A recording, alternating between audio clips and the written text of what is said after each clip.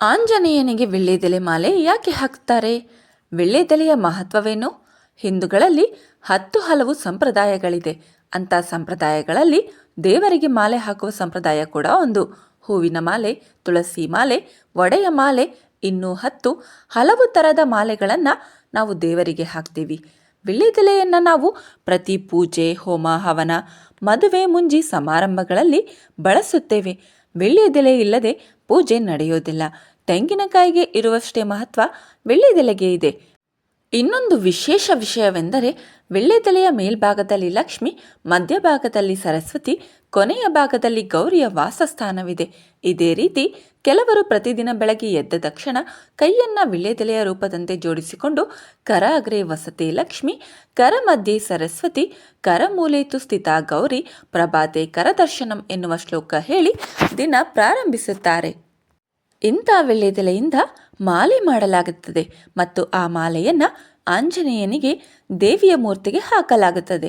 ಮಂಗಳವಾರದ ದಿನ ಹನುಮನಿಗೆ ವೀಳ್ಯದೆಲೆ ಮಾಲೆಯನ್ನು ಅರ್ಪಿಸಿ ಪೂಜೆ ಸಲ್ಲಿಸೋದರಿಂದ ದುಷ್ಟಶಕ್ತಿಗಳ ಪ್ರಭಾವದಿಂದ ಮುಕ್ತಿ ಪಡೆಯಬಹುದು.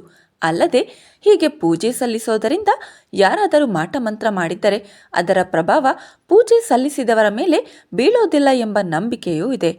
ಇದರ ಜೊತೆ ವೀಳ್ಯದೆಲೆ ದೀಪವನ್ನು ಕೂಡ ಹಚ್ಚಲಾಗುತ್ತದೆ.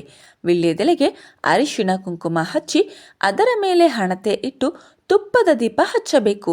ಹೀಗೆ ಜೋಡಿ ದೀಪವನ್ನು ಹಚ್ಚುವುದರಿಂದ ಲಕ್ಷ್ಮೀ ಕೃಪೆ ಸದಾ ನಮ್ಮ ಮೇಲಿರುತ್ತದೆ, ಮಾಂಗಲ್ಯ ಭಾಗ್ಯ ಉತ್ತಮವಾಗಿರುತ್ತದೆ ಎಂಬ ನಂಬಿಕೆ ಇದೆ.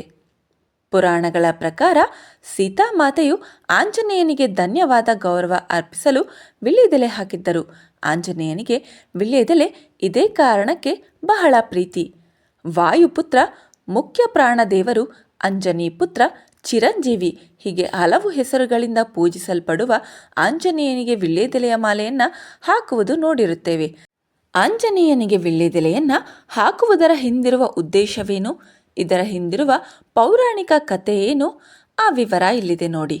ಲಂಕಾಸುರ ರಾವಣನು ಸೀತಾಮಾತೆಯನ್ನು ಅಪಹರಿಸಿ ಅಶೋಕವನದಲ್ಲಿ ಬಂಧಿಸಿಟ್ಟಿದ್ದನು. ಶ್ರೀರಾಮನ ಆಜ್ಞೆಯಂತೆ ಆಂಜನೇಯನು ಸೀತಾಮಾತೆಯನ್ನು ಹುಡುಕುತ್ತಾ ಲಂಕೆಗೆ ಬಂದಾಗ ಸೀತೆಯು ಶ್ರೀರಾಮನನ್ನು ನೆನೆಯುತ್ತಾ ವೀಳ್ಯದೆಲೆಯ ತೋಟದಲ್ಲಿ ಕೂತಿದ್ದಳು. ಆಂಜನೇಯನಿಗೆ ವೀಳ್ಯದೆಲೆ ಹಾರ ಹಾಕಿದ್ದ ಸೀತೆ.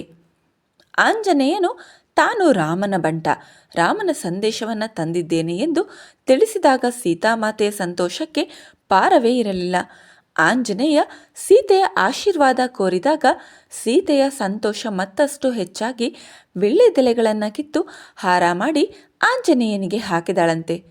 ಭಕ್ತರು ವೀಳ್ಯದೆಲೆ ಅರ್ಪಿಸಿದರೆ ಆಂಜನೇಯನಿಗೆ ಪ್ರೀತಿ. ಸೀತಾಮಾತೆಯಿಂದ ವೀಳ್ಯದೆಲೆಯ ಹಾರವನ್ನು ಹಾಕಿಸಿಕೊಂಡು ಧನ್ಯನಾಗಿದ್ದ ಆಂಜನೇಯನು ತನ್ನ ಭಕ್ತರು ವೀಳ್ಯದೆಲೆ ಅರ್ಪಿಸಿದಾಗ ಅವರನ್ನು ಹರಸುತ್ತಾನೆ ಎನ್ನುವ ನಂಬಿಕೆ ಇದೆ. ಆಂಜನೇಯನಿಗೆ ವೀಳ್ಯದೆಲೆ ಅರ್ಪಿಸುವುದು ಭಕ್ತಿಯ ಸಂಕೇತ.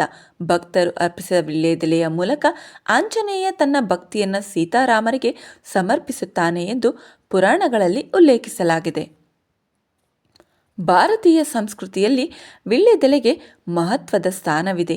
ಯಾವುದೇ ಶುಭ ಸಂದರ್ಭಗಳಲ್ಲಿ ವೀಳ್ಯದೆಲೆಗಳನ್ನಿಟ್ಟು ತಾಂಬೂಲ ನೀಡಲಾಗುತ್ತದೆ. ಯಾವುದೇ ಪೂಜೆ ಇರಲಿ ವೀಳ್ಯದೆಲೆ ಇರಲೇಬೇಕು. ಪೂಜೆಗೆ ಮಾತ್ರವಲ್ಲ, ವೀಳ್ಯದೆಲೆಯನ್ನು ಔಷಧವಾಗಿಯೂ ಬಳಸಲಾಗುತ್ತದೆ. ಮುಂದಿನ ಬಾರಿ ಆಂಜನೇಯನಿಗೆ ವೀಳ್ಯದೆಲೆ ಮಾಲೆ ಹಾಕುವಾಗ ನಿಮ್ಮ ಭಕ್ತಿ ಸೀತಾರಾಮರಿಗೂ ತಲುಪಲಿದೆ ಎಂಬುದನ್ನು ಮರೆಯಬೇಡಿ. ನಮ್ಮ ಹಿಂದೂ ಸಂಸ್ಕೃತಿ ಉಳಿಸಲು ನಿಮ್ಮ ಕೊಡುಗೆ ಇರಲಿ.